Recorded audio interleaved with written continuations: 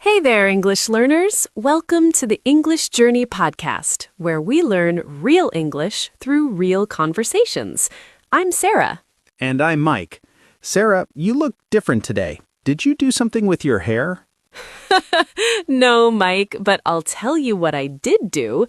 I finally ran for 30 minutes without stopping.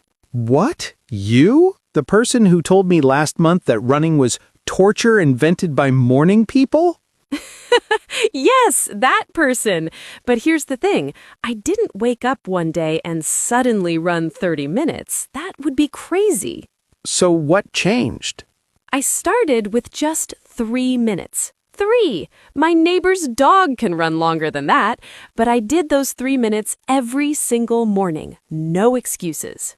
And that's actually the perfect topic for today's episode, because learning English is exactly like that. It's not about being perfect, it's about showing up every day. Right. And if you're listening to us right now, maybe while making breakfast, riding the bus, or even still lying in bed, you're already doing it. You're showing up for your English. So today, we're going to talk about something super important, how tiny habits create massive results. And we'll share some stories, including some pretty embarrassing failures, to prove it works. And don't worry, this is a B1 level episode. We'll explain vocabulary as we go, speak clearly, and make sure you understand everything. If you're A2, you can still follow along. Just listen, and everything will make sense. Before we start, we have one small request. If you enjoyed this episode, hit the like button, subscribe, and share it with one friend who's learning English. Every single like helps other learners find us. And please leave a comment. Tell us, where are you listening from? And what's your biggest challenge with English right now? All right, let's dive in. Mike, can I ask you something personal? Uh-oh, should I be worried? No, I'm curious. When did you start learning Spanish? Oh, wow, okay. I started in 2019, so that's 7 years ago. And are you fluent now? Define fluent. That's a no, then. Look, I can order food at a restaurant and say, "Where's the bathroom?" That's basically fluent, right? Sure, survival fluent. But seriously, what happened? 7 years is a long time. I'll be honest, I kept quitting and restarting. I'd study hard for 2 weeks, then stop for 3 months. Then I'd feel guilty and start again. It was an endless cycle. That's called being inconsistent. Let me break that word down for our listeners. Inconsistent means you don't do something regularly or in the same way. For example, his study schedule was inconsistent. Some days he studied for 2 hours, other days not at all. Exactly. I was super inconsistent. And you know what the sad part is? If I had studied just 10 minutes every single day for those 7 years, I'd be fluent by now. That's so true. Consistency beats intensity. Every time. Wait, say that again for our listeners. That's a great sentence. Consistency beats intensity. It means doing something small every day is more powerful than doing something big occasionally. Like studying 15 minutes daily is better than studying 3 hours once a week. Exactly. Because when you do something every day, it becomes automatic. It becomes a habit. And that's the secret. You don't need motivation if you have a habit. Ooh, I like that. Let me explain that word. A habit is something you do regularly without thinking about it, like brushing your teeth. You don't need motivation to do it, you just do it automatically. Right. So the goal isn't to feel motivated every day. The goal is to build a habit so strong that you do it even when you don't feel like it. And that's bringing us to the first big idea today. Just show up. Show up means to be present and participate, even if you're not perfect. For example, she showed up to class every day, even when she was tired. When you show up consistently, even for 5 minutes, you're building momentum. And momentum is like pushing a heavy rock, hard at first, but easier once it's moving. Let me give you a real example. I have a student named Carlos from Mexico. When he started, his English was, well, let's say, creative. Creative English? He'd say things like, I am boring, when he meant, I am bored, or I have 25 years, instead of, I am 25 years old. Oh, classic mistakes. But here's what made Carlos different. He never missed a day. Every morning, he'd send me a 30-second voice message in English. Sometimes it was just about his breakfast, but he did it every single day for 100 days. And what happened? After 100 days, he sounded like a different person. He wasn't perfect, but he was confident, fluent, and could hold a real conversation. That's amazing. So Carlos didn't have perfect grammar or a huge vocabulary. He just had perfect consistency. Exactly. He showed up every day, even when he didn't feel like it, and that made all the difference. So here's a question for you, dear listener. Can you commit to just 5 minutes of English every day for the next 7 days? Not 2 hours, not when you have time. Just 5 minutes, non-negotiable.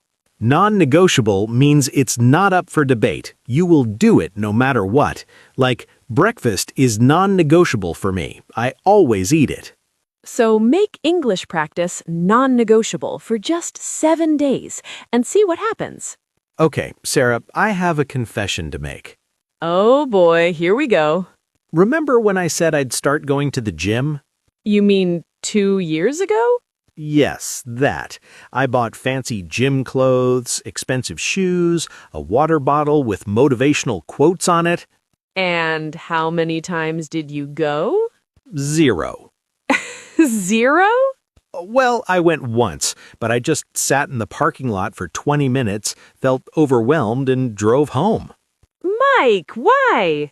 Because I built it up in my head as this huge thing. I need to work out for an hour, I need a perfect plan, I need to look like I know what I'm doing.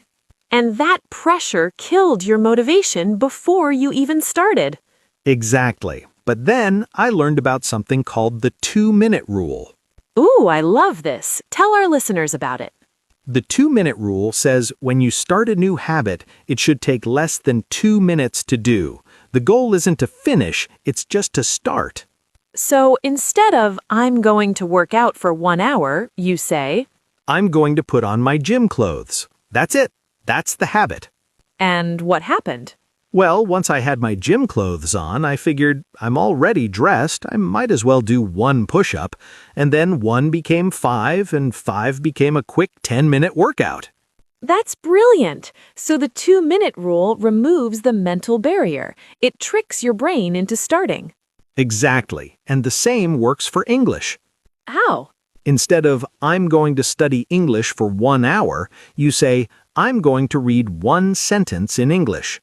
Just 1 sentence? Just 1. But once you read 1, you'll probably read 2, then 5, then a whole paragraph. I love this. So the goal is to make starting so easy that you can't say no. Right. Here are a few 2-minute English habits you can try. Listen to 1 English song. Write 1 sentence about your day.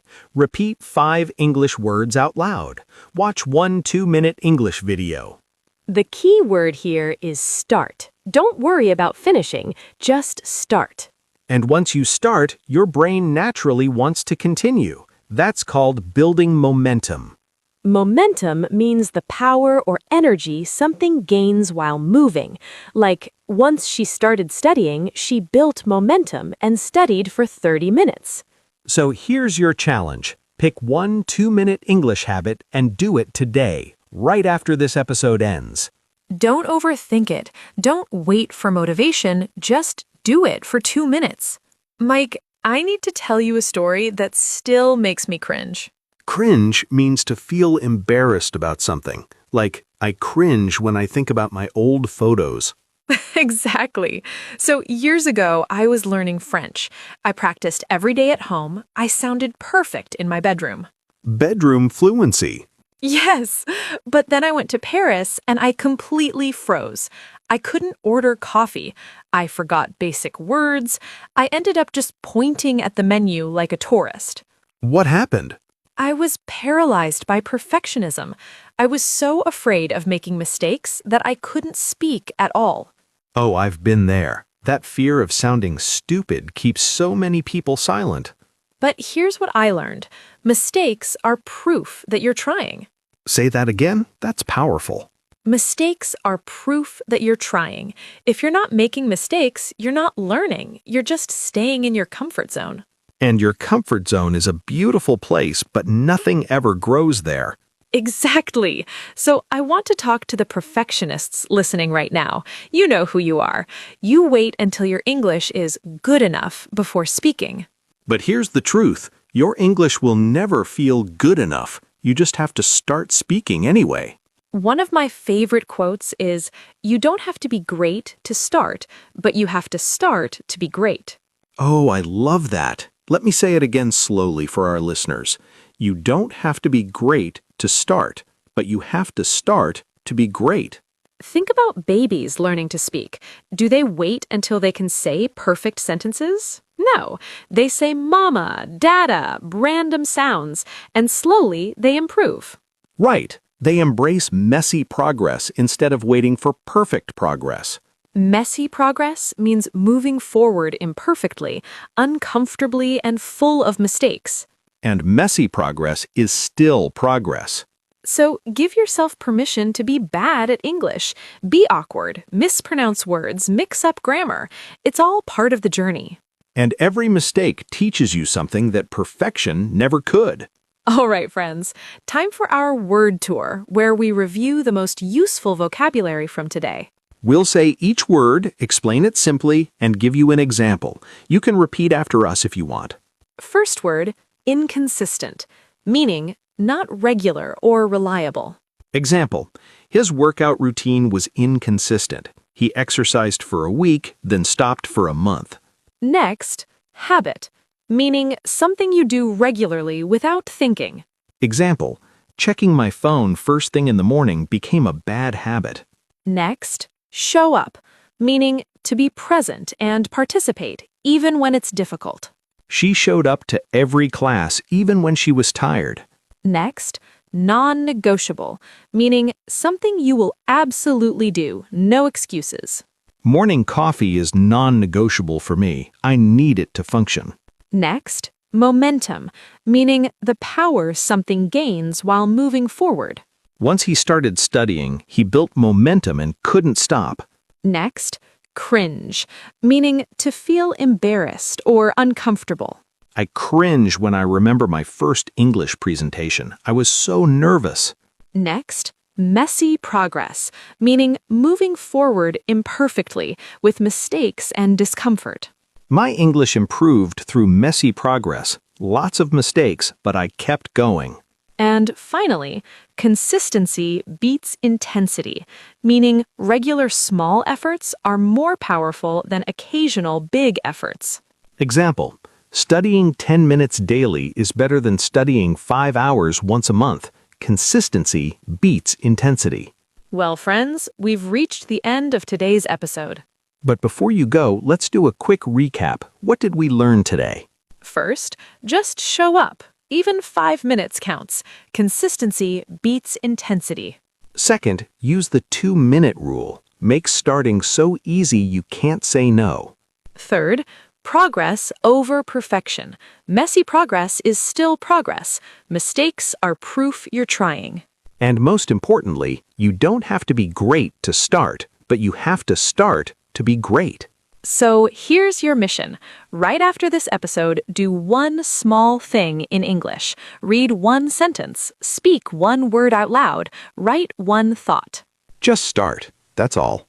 And if this episode helped you, please like, subscribe, and share it with one friend who's learning English. Also, drop a comment and tell us, where are you from and what's one small English habit you'll start today? We read every comment, and we're cheering for you. Remember, small steps, big changes. You've got this. This is Sarah. And this is Mike. And you've been listening to the English Journey podcast. Keep learning, keep growing, and we'll see you in the next episode.